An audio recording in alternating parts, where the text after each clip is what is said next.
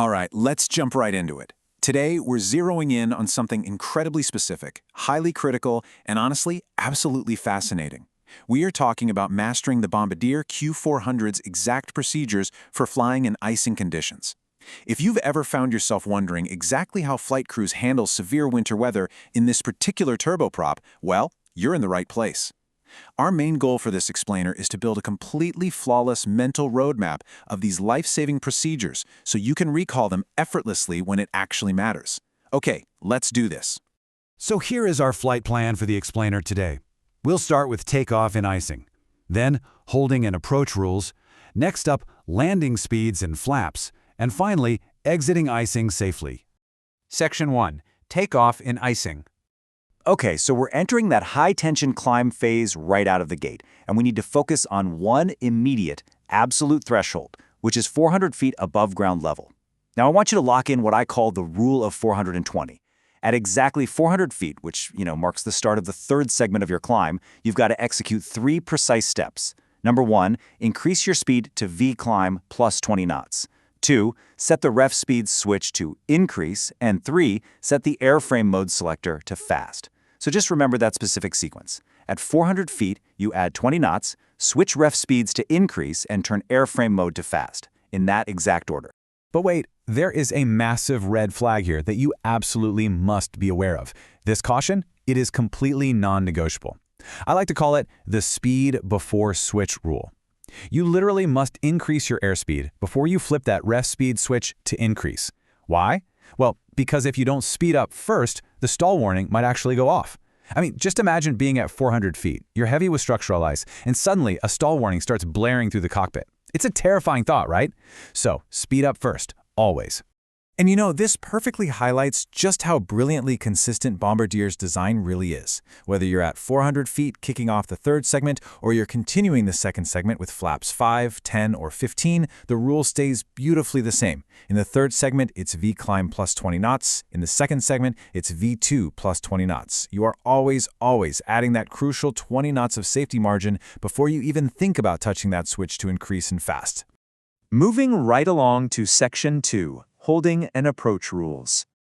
All right, so we've safely climbed out. The aircraft is configured, and now we're transitioning to the holding and approach phase.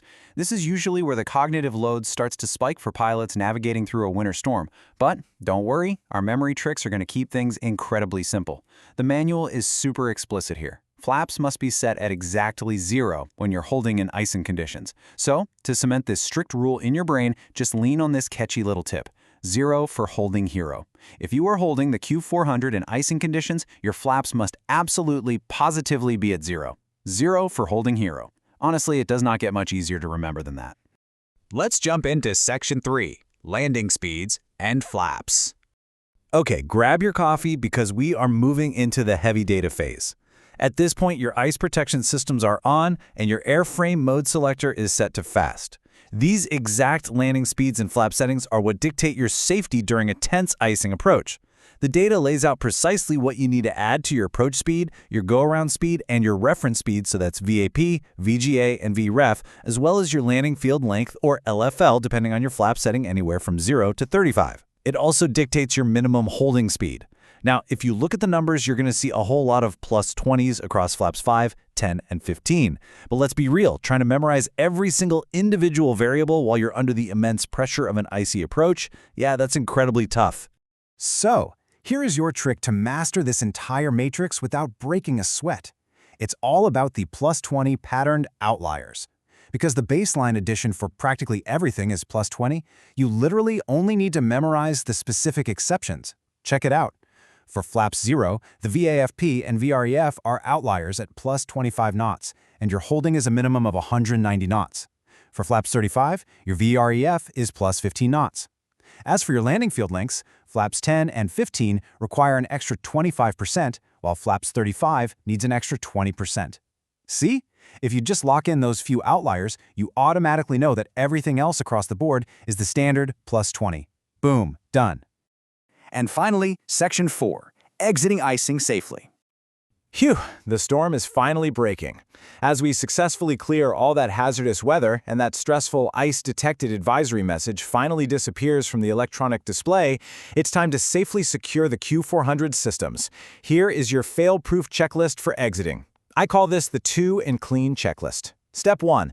Operate the de-icing boots for 2 complete cycles. Step 2. The second those 2 cycles are done, turn the airframe mode select to off. Step 3. Visually confirm the aircraft is aerodynamically clean. And finally, Step 4. Only when you are 100% sure it's clean, you turn ref speeds to off. So, repeat it with me. 2 boot cycles, mode off, confirm clean, speeds off. Now I need you to pay close attention, because there's a crucial, non-negotiable note in the manual that strictly defines what Step 3 actually entails. It says the aircraft can only be considered aerodynamically clean when all ice is removed from the wing leading edges and wingtips. This is an absolute requirement, folks. You cannot just guess and hope for the best. Aerodynamic cleanliness has a very strict visual definition. Those leading edges and those wingtips must be entirely 100% free of ice. Which brings us to the final thought I want to leave you with for today's explainer.